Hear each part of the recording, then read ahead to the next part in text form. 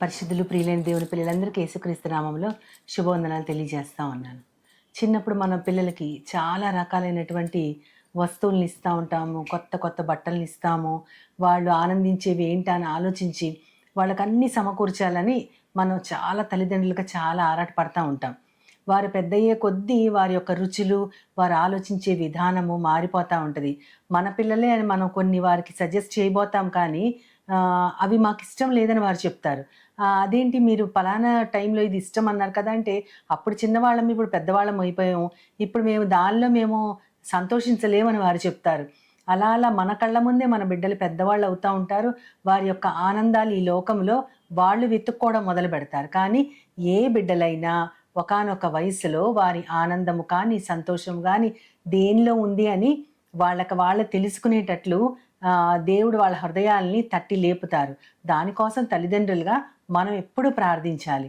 ఇంతకీ మన ఆనందం ఎందులో ఉంది, మనకు అసలు ఆనందం ఉందా లేదా అనేది ఎవరికి వారు మనల్ని మనం ప్రశ్నించుకొని, మన ఆత్మలో మనం సమాధానం చెప్పుకొని, మన మనస్సుని మనం సమర్థించుకోగలగాలి. యెషయా గ్రంథం 35వ అధ్యాయము 10వ వచనంలో, అదే యెషయా గ్రంథం 61వ అధ్యాయం 7వ వచనంలో మనకు ఒక విషయం కనపడుతుంది. అక్కడ ఏమని ఉంటుందంటే నిత్యానందము అనే మాట కనపడుతుంది. అక్కడ వారు తిరిగి వారి దేశానికి వచ్చినప్పుడు వారి తలల మీద నిత్యానందం ఉండును, వారు ఆనంద సంతోషములతో తిరిగి వచ్చెదరు అని 35:10లో కనపడుతుంది మనకంటే వారి తలల మీద ఎప్పుడు నిత్యానందం ఉంటుంది. వారికి ఆనంద సంతోషాలతో వారు తిరిగి తమ దేశానికి, అంటే వాళ్ళు చెదరగొట్టబడిన స్థలాల్లో నుంచి వారి యొక్క దేశానికి సమకూర్చబట్టంతో వారు చాలా సంతోషించారని అక్కడ ఉంటుంది. అంతేకాకుండా దుఃఖమును నిట్టూర్పును ఎగిరిపోవును అని అక్కడ ఉంటుంది. అదే 61వ అధ్యాయం 7వ వచనంలో ఏమని ఉంటుందంటే, వారు పొందిన నిందకు అవమానానికి బదులుగా రెట్టింపు ఘనతను వారికి ఇస్తాను అని ఉంటుంది.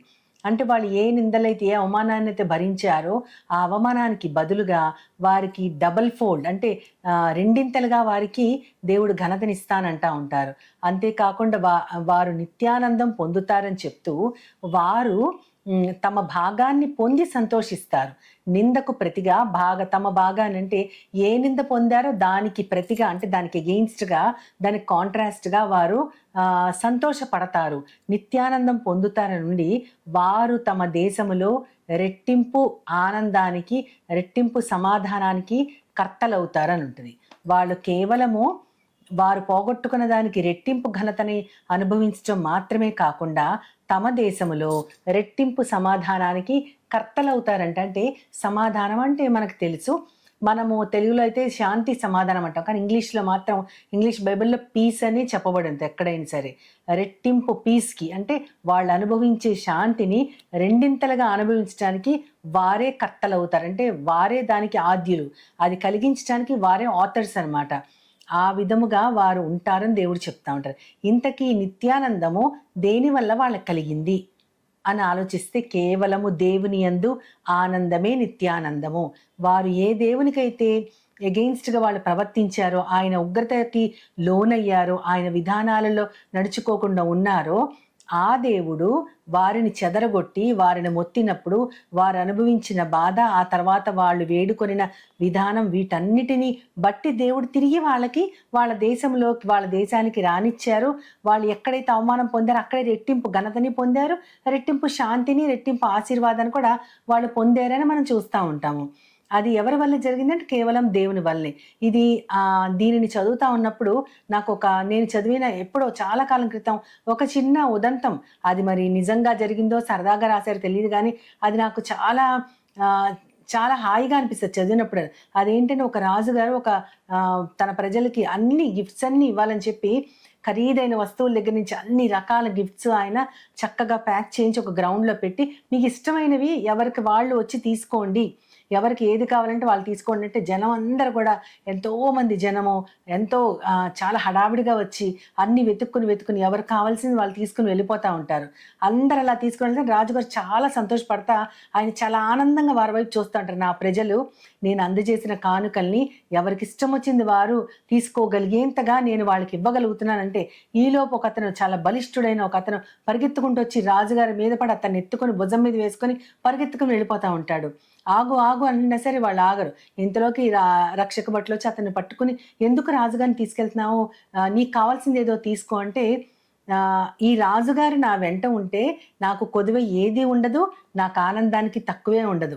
ఈయన ఇన్ని గిఫ్ట్స్ ఇస్తున్నాడంటే ఈయన ఎంత ఆనందానికి కారకుడయ్యాడు. ఆ ఆనందం నాతోనే ఉండాలి ఎప్పుడు అంటే ఈ రాజుగారు ఎప్పుడు నా దగ్గర ఉంటే చాలు, మిగతావేమీ అక్కర్లేదని అంటాడు. అది చదివినప్పుడు నాకు చాలా ఫన్నీగా అనిపించింది. నిజంగా దానిలో చాలా లోతైన అర్థం ఉంది. ఈ లోకంలో మనం చాలా వెతుకుతూ ఉంటాము, చాలా ఆనందాల కోసం వెతుకుతూ ఉంటాం. చివరికి అవి మనకి పెద్దగా ఏమి సంతోషాన్ని కలిగించవు. అందుకని ప్రపంచం ఇచ్చే ఆనందం అది గాలికి ఆరిపోయే దీపము లాంటిది. కానీ దేవుడిచ్చే ఆనందం ఎలా ఉంటుందంటే సూర్యుడిని కప్పలేని మబ్బులు, ఏ మబ్బులు కూడా కప్పలేని సూర్యుని వెలుగు ఎలా ఉంటుందో అలాంటి ఆనందాన్ని దేవుడు మనకిస్తారు. అందుకని మీరు యెహోవాలో ఆనందించడం వలన బలము పొందెదరు అని నెహెమ్యా గ్రంథంలో కూడా మనకి చెప్పబడి ఉంటుంది.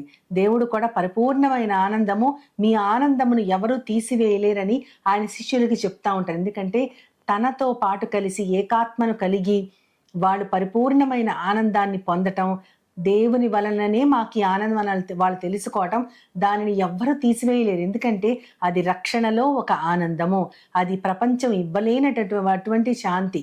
పరిస్థితుల మీద ఆధారపడి మన ఆనందం ఈ ప్రపంచంలో ఉండొచ్చు.